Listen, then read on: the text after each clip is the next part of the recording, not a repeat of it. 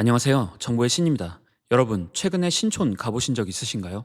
1990년대에서 2000년대 대학생이셨던 분들에게 신촌은 핫플레이스 중 하나였지만 당시의 대학생들이 이제 4, 50대 중장년층이 된 지금 신촌은 그저 추억의 장소일 뿐이고 현재의 대학생을 비롯한 젊은 층에게는 철저히 외면받는 상권이 되어 그 몰락이 서울 도심지 중에서도 가장 빠른 속도로 진행되고 있는데요. 그래서 오늘은 신촌역 인근 연세로와 명물거리 그리고 옆으로 연결되어 있는 이화여대 상권까지 직접 방문해 현재의 상황이 앞으로도 쉽게 해결되기 어려운 이유에 대해 알아보겠습니다. 과거 신촌과 이대 상권은 종로 그리고 명동과 함께 강북 3대 상권으로 최고의 호황을 누렸던 곳입니다. 바로 연세대, 서강대, 이화여대가 있는 대학가 상권이기도 하지만 인근 지역 직장인들까지 신촌을 자주 방문했기 때문인데요.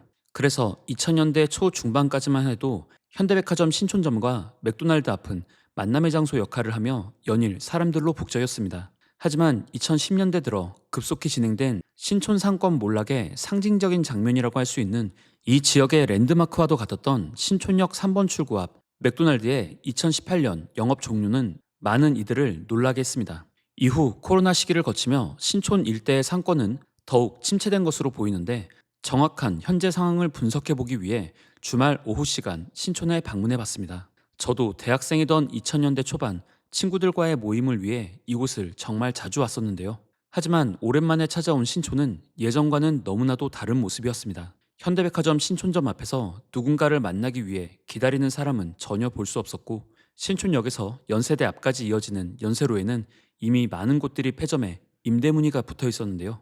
놀라웠던 건 지금 보시는 것처럼 아예 건물들이 통으로 비어져 있는 경우들이 많았는데 그나마 70년 가까이 3번 출구 앞에서 자리를 지키고 있는 홍익문고는 남아있어 다행이라는 생각이 들었습니다.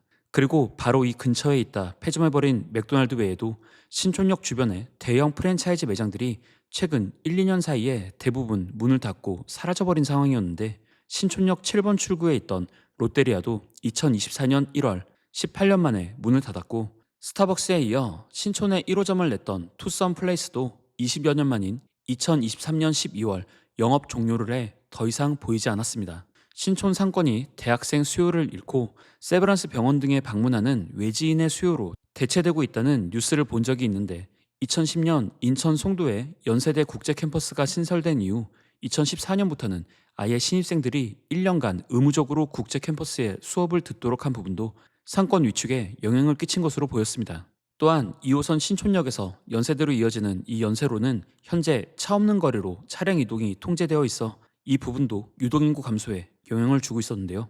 결국 매출이 급감하면서 점차 공실도 늘어나기 시작한 신촌 일대의 모습이 너무 낯설어 과거 기억을 떠올리며 명물 거리 쪽으로 이동해봤지만 상황은 마찬가지였습니다. 20여 년 전 이곳은 주말에 오면 왁자지껄한 분위기에 엄청난 인파가 있었던 기억이 나는데 지금은 유동인구도 별로 없고 중심부에서 멀어질수록 임대문의가 붙어있는 상점들만 늘어났습니다. 특히 이 지역은 상권의 침체에도 고가의 임대료가 지속되면서 이를 견디지 못한 자영업자들이 상대적으로 저렴한 주변 지역으로 이동한 전형적인 젠트리피케이션 현상이 일어나기도 한 곳인데요. 인근의 홍대와 합정역 그리고 연남동 등으로 가게들이 이동하며 신촌의 공실률은 더욱 치솟았지만 그럼에도 임대료는 떨어질 기미가 전혀 없는 상황에서 수요까지 회복되지 않으며 상인들 중에는 권리금도 포기하고 떠나는 경우가 생겨난 겁니다. 실제 신촌과 이대 지역의 소규모 상가 공실률은 약 22%로 서울시 전체 평균보다 4배 가까이 높았는데요. 그렇다면 이렇게 심각한 공실률에 상권 전체가 망가지고 있는데도 왜 임대료는 내려가질 않는 걸까요? 우선 교통 측면에서만 보면 신촌은 여전히 좋은 상권이기 때문입니다. 그리고 이곳의 건물주들은 과거부터 해당 건물을 보유하며 자산 가치가 높아진 경우가 많은데 임대료를 낮추면 건물의 자산 가치와 매매 가격이 함께 떨어진다고 보기에 건물주들은 공실이 발생해도 임대료를 낮추지 않는 상황이 이어지고 있는 건데요. 건물 가치를 떨어뜨리느니 그냥 임대료 수익을 안 벌겠다는 겁니다. 그럼 2025년 5월 현재 신촌역 일대의 임대료는 어느 정도 수준일까요? 포털 사이트에 올라와 있는 신촌 인근의 월세 매물들을 확인해 보니 대형 매장의 경우 월세가 5천만 원에서 높게는 무려 1억 원에 달하고 있었습니다. 정말 헉소리가 나오는 임대료 수준인데 이 정도라면 일반 개인은 감당할 수 없는 월세일 것이고 대형 프랜차이즈나 법인에서 임차해야겠지만 한번 발길이 끊기고 쇠락하기 시작한 상권이 다시 회복되는 경우는 거의 없기에 이렇게 장사도 안 되는 곳에 지금 수준의 임대료를 고수한다면 들어와서 장사할 임차사를 찾기는 쉽지 않을 겁니다. 하지만 재밌게도 이곳의 임대인들 중에는 당장 급할 거 없으니 경기가 나아지면 살아날 수 있을 거란 막연한 기대를 하는 경우도 있다던데, 경기가 나아진다 한들 현재 바뀐 상권 트렌드에 이미 뒤처진 신촌이 다시 살아날 수 있을지는 미지수인데요. 왜냐하면 2000년대 이후 활성화된 클럽 문화를 비롯해 아기자기한 개성을 가진 상점들이 많은 홍대 상권은 이제 외국인 관광객들도 많이 찾아오는 서울의 대표 상권으로 발전한 것에 비해 지금 보시듯 어느 동네에서나 볼 수 있는 프랜차이즈로만 가득한 신촌은 이제 젊은이들의 거리라는 정체성도 사라진 지 오래이기 때문입니다. 그리고 여기에 홍대 상권은 근처의 합정과 연남동까지 광범위하게 확장되어 있고 대부분 도보로 이동이 가능하기에 상권이 지속적으로 커졌지만, 홍대 상권과 신촌 사이에는 고지대로 오르막이 심한 곳이 많아 도보로 이동하기 어렵다는 부분도 영향을 끼치며 단절되어 있기에 신촌은 오히려 갈수록 고립되어 가는 모습입니다. 그래서 현재 냉정히 말해 신촌 상권의 모습은 그냥 근처의 대학생들이 밥 먹는 먹자거리 수준으로 보였는데요. 이제 발걸음을 옮겨 과거 패션의 성지로 수많은 옷가게와 미용실들로 북적였던 이대 앞 상권을 확인해 봤습니다. 경의중앙선 신촌역을 지나 언덕길로 이어지는 이화여대 인근 상권의 상황은 신촌보다 훨씬 심각했는데요. 이곳 이대 상권의 경우에는 앞서 언급했던 임대료 문제 외에도 서울시의 규제가 상권의 다양성을 해치며 몰락을 부추긴 부분까지 있었습니다. 서울시는 지난 2013년 이 지역을 쇼핑 관광 권역으로 지정해 의류 및 미용 관련 특화 거리를 만들겠다고 했지만 오히려 비슷한 가게들만 입점되면서 매력이 사라졌고, 그나마 수요가 있었던 중국인 관광객의 발걸음마저 끊기면서 지금 보시듯이 오히려 정상적으로 영업 중인 가게를 찾는 게 더 힘들 만큼 공실이 많은 모습을 보였습니다. 제가 가장 전성기 시절에 이 지역 모습을 기억하고 있어서인지 현재의 모습이 믿기 어려워 당혹스럽기까지 했는데요. 결국 수요 흐름을 읽어내지 못하는 공무원들이 탁상 행정으로 만들어낸 이대 앞 의류 특화거리는 2023년 3월 약 10년 만에 해제되었지만 이미 외양간의 소를 다 잃어버린 뒤에 고치는 격이 되어버렸습니다. 이대 정문 앞을 지나 과거 미용실들이 성업했던 곳에도 과거와 같은 활기는 전혀 찾을 수 없었고, 건물 전체가 통으로 비어져 있는 곳들은 여기에도 많이 보였는데요.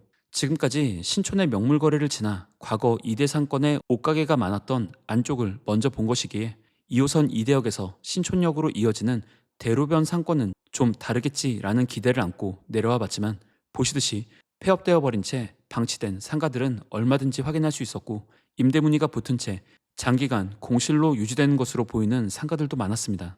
결국 10곳 중에 2곳 이상이 공실인 신촌 이대 상권의 문제를 해결하기 위해서는 지금처럼 월 정액의 임대료가 아니라 매출액과 연동해 임대료를 지불하는 방식으로 구조를 바꿀 필요가 있다는 지적도 나오고 있었지만, 장사가 안 되는 걸 뻔히 알고 있는 건물주들이 계약 구조를 바꿀 가능성은 제로에 가깝다고 생각되고요. 더 이상 상업지로서의 부활이 어렵다고 판단한 건물주들은 코로나 시기 이후 건물을 오피스텔로 바꾸고 있었습니다. 실제 이대역 대로변에는 높이 솟은 오피스텔 건물들이 눈에 띄었는데 이제 이대 상권은 고층 원룸촌으로 상권의 성격이 바뀌는 중으로 보였습니다. 한편 앞서 살펴봤던 지하철 2호선 신촌역부터 연세대까지 이어지는 연세로는 차 없는 거리 해제를 놓고 서울시와 지역 상인들 간의 갈등이 지속되고 있었는데요. 작년에 임시 해제했을 당시 일반 차량 통행의 증가로 상권이 일부 살아났다는 분석이 나온 것을 기반으로 상인들은 차 없는 거리에 해제를 요구하고 있었지만, 서울시는 기존의 보행자 중심 지구 지정의 장점 등을 종합적으로 판단하겠다며 여전히 신중한 입장이라고 합니다. 결국 상권 발전에 도움이 되는 현실적이고 발전적인 고민이 아닌 소모적인 논쟁이 반복되는 사이 신촌은 부활의 골든타임을 놓치며 현재의 대학생들에겐 외면당하는 패싱 상권이 되어버렸는데요. 그리고 이제 미친듯이 솟은 신촌과 이대의 임대료에 이어 홍대의 임대료 역시 무섭게 상승하는 중이었습니다. 홍대에서 가장 임대료가 비싼 곳은 평당 300만 원에 달한다고 하던데, 비싼 월세를 견디지 못하고 공실이 증가했던 신촌의 사례처럼 홍대 합정 일대의 중대형 상가의 공실률도 최근 9.8%까지 증가한 상황이었습니다. 물론 아직까지 홍대 상권 목 좋은 곳의 자리에는 공실이 나도 이내 새로운 임차사가 들어와 장사를 시작하는 분위기이지만, 신촌 못지않은 수준으로 상승한 임대료를 감당할 수 있을 만큼 장사가 되는 곳이 점차 줄어들고 있는 것은 분명했습니다. 실제 2010년대 이후 2020년대 들어 과거 신촌에서 밀려났던 상점들이 이제 홍대 거리에서도 벗어나 상수동과 연남동으로 이전하는 흐름이 이어지고 있다는 사실에서 이제 신촌 다음은 홍대 중심 상권의 몰락을 목격하게 될지도 모르겠다는 생각이 들었습니다.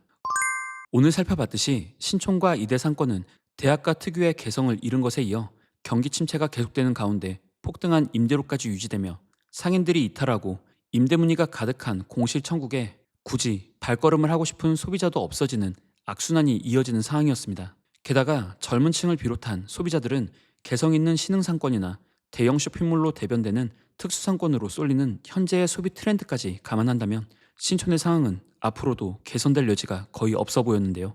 개인적으론 얼마 전 보여드렸던 강촌처럼 대학 시절 추억의 장소가 계속 사라져가는 현실이 안타까웠습니다.